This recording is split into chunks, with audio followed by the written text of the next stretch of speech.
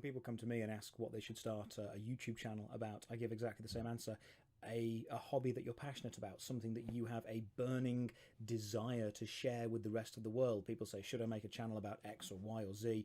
And I say, make a channel about something that you care so much about that you absolutely have to tell everyone else how much you care about it with your knowledge and your passion. And hello everyone. Yeah, after much deliberation and thought and people asking on different social media, I decided I will finally start the tutorial series. A quick forward, I'm not a master at this program, I'm just a user. I didn't develop it, I have no idea how many of the things work. I'm just a user, but people have asked me, and the content you have about it is thin, so I will try to make a more comprehensive tutorial series about Hexagon, which is a software that is used in conjunction with Des 3D. It's a 3D mesh creation software, so if you want to make your own 3D model, there's Blender, there's ZBrush, there's a lot of stuff. This is Hexagon, it's another software to do this, and this is the software that I am using for years now. 6 years to be precise. And I will start at a point where nobody else, I think, has started. I'm starting to show you the UI, because from my experience, if you open a new software and you have a UI like this, a user interface like this, it's absolutely scary. You have a lot of stuff, you have no idea what is, and this is a quitting moment for some people. Like video games, some people just open it up and quit it. I know that because I have done that. I've tried to get into new video editing software. I'm using Windows Movie Maker, and I have tried to get into other stuff, and I was like, I'm opening and like, okay, no, I have opened this up. I'm scared of everything.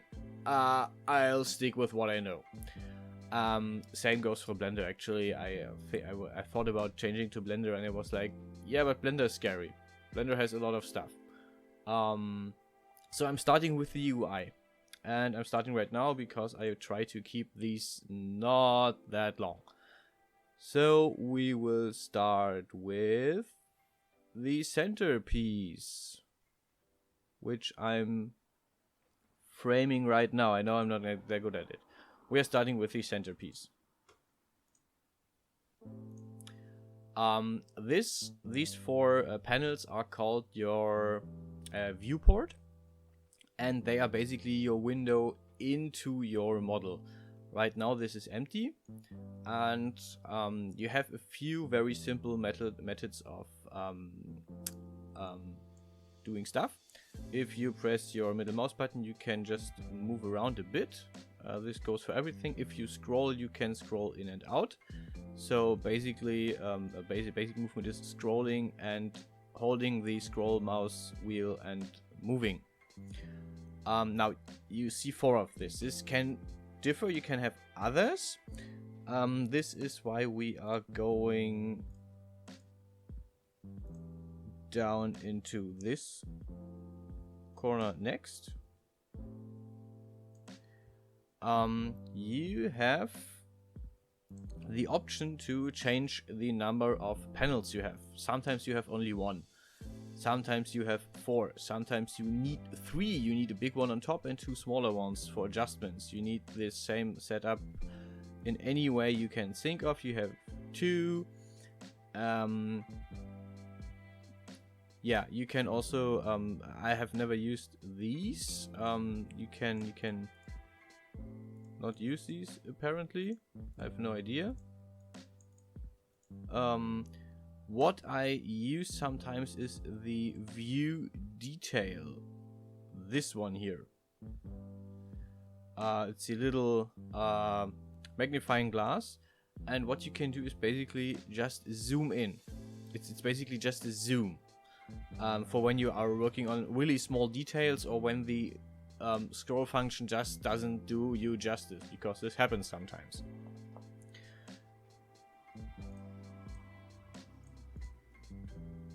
Okay, next thing we are looking at, which I did right now, is how to change these. On top of each of these, you have these, these names basically. Wait, I need to change back. And if you click on this name, you get a drop down list. Perspective view is a 3D visual. Front view is if you look from the coordinates from the front of the object. Rear, obviously, from the back. Right and left is self-explanatory, from the right side, from the left side of the object or of the coordinate system to the object. Top view is from the top, bottom view is if you look from the bottom up. And UV view is very special. It looks like this. I will do a tutorial about how to do UV maps, how to do textures, what this is. For now, if you ever come to this, don't be afraid. Just click on the UV view and go back to whatever you want. My usual setup is perspective, front, top, and right or left. I'm changing this as I go, and you will change it anyway. You will sometimes work from the front, then you work from the rear. Also, this happens sometimes. Yeah, sometimes the view resets and you have nothing. Don't be afraid. This happens.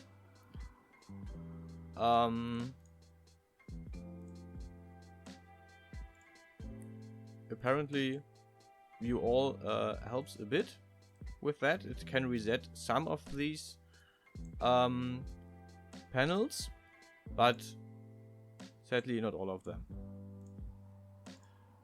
If that happens, save your progress, close the application, restart it, and you will be ready to work again. Okay. Next thing we are looking at are these 4 panels right in the, or these 4 buttons right in the middle of the screen on the bottom. We need those to further manipulate the viewport. If you don't have a mouse wheel, this is fine. You have the pen mouse. You have a little cross now, and you can move this the same way as if you had a mouse button. The same goes for the last. Zoom mode is basically just zooming in. This can be more precise than with the mouse, so consider using this at some points, because it's not stepped. It's yeah. You have the rotate. Rotate only works on perspective view. Yeah, I can't rotate top view, I can't rotate right view, I can only rotate the perspective, so the 3D view of the model. And the manipulator mode is the normal mode. This is the one you need if you want to work on an object. So the 3 darts is the working mode, basically. You have the options for how to show your model, but we will do this when we have a model. The only one I want to show you down here is this one, the what looks like a little graph.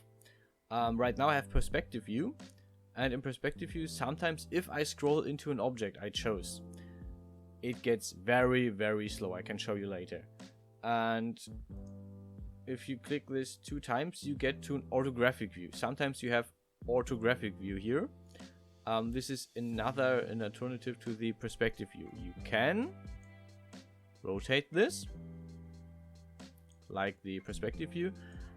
What it does, it resets your view to coordinates rather than perspective. So perspective is dependent on the object you have. Orthographic is not. It is dependent on the coordinates you are in. I'll show you in a bit. Okay. Let me clear everything. And let's go on to the next button, or the next set. Here on the left, we have a big column called materials, and a smaller column called shading domains. with these neat little triangles, you can make them big and small. You can also delete this, but I do not recommend this. Materials are basically textures. If you have, if you want to have the object, if you want your object to have a texture while working on it, this is your panel. We will not need this now. We will need this much, much, much later. And not today, definitely not today.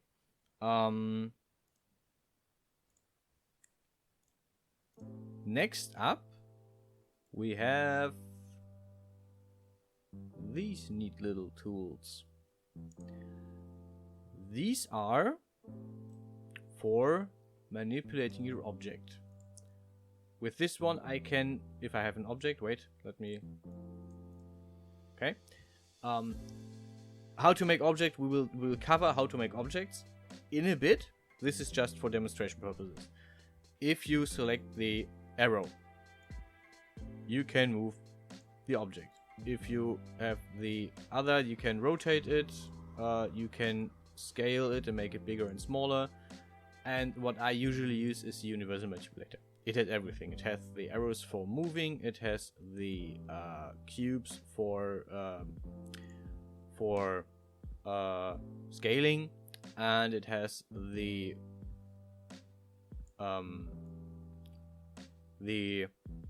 rings for rotating the object.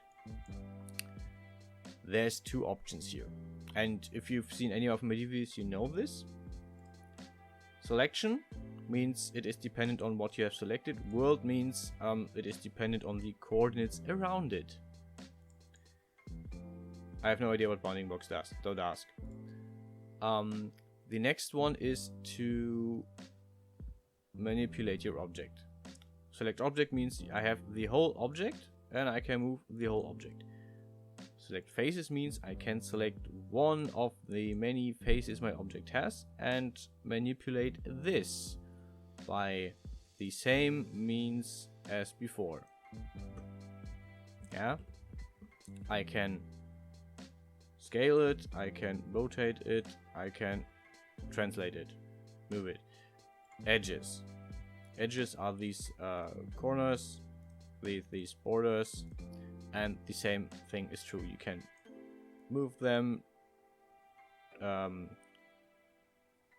rotate them and scale them. The same is true for dots. Dots are these small little dots on the corners, cornerstones basically, and you can manipulate them mostly the same way. You can't rotate these and you can't scale these, but you can move these. The last one is if you basically just want to switch in between. It says, okay, I can click on everything, and then it goes into that selection mode. Okay, almost done with the UI. I'm lying. We have all of this. This is your toolbox. This is basically, my bad.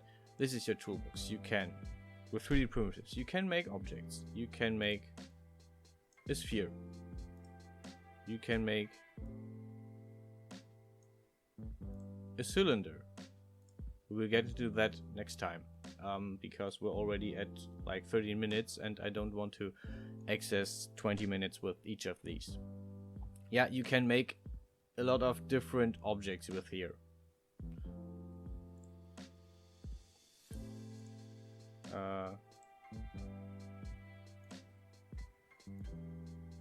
Yeah,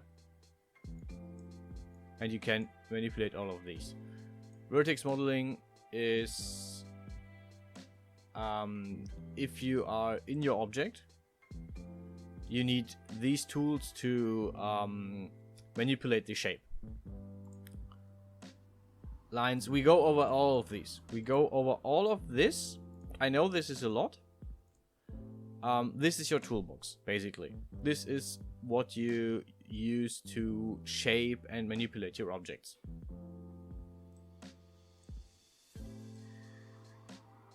And finally,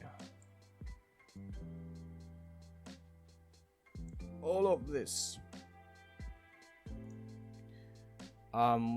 Wait. We have two things. We have properties, which we will need a lot. We have scene, which we will also need a lot. So have gives you the detail about your object. Yeah, right now I have the I have selected the cylinder,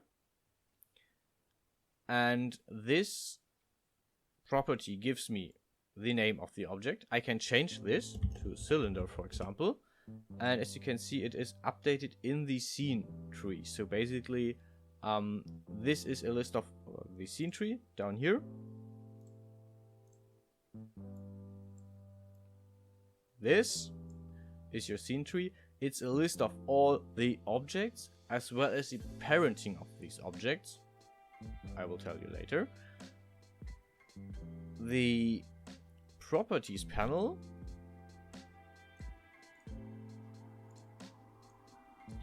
is the detail of whatever you have selected.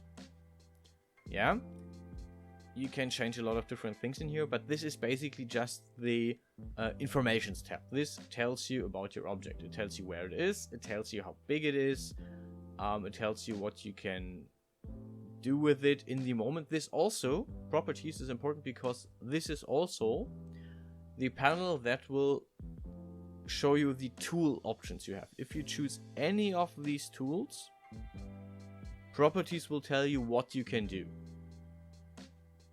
Okay, I know this was a lot. This is about even more than 15 minutes of what is all this.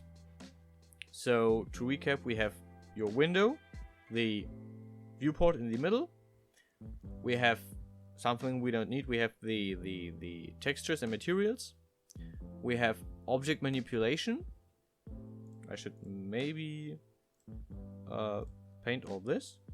Let me. So your window, textures and stuff. Object manipulation, which we will need mainly in the start.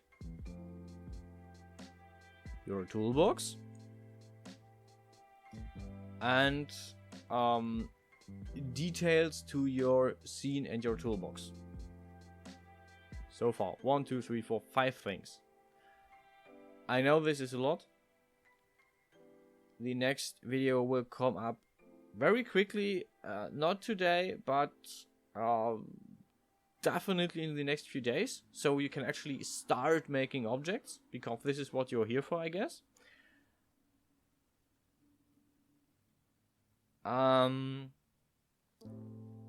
Yeah, if you like my content, consider subscribing, consider liking the video, so I know that you want more of this. And for those bold enough, you can check my Patreon. I put the link in the description if you want to support me. Thanks for watching, and I will, in this scene, see you guys around.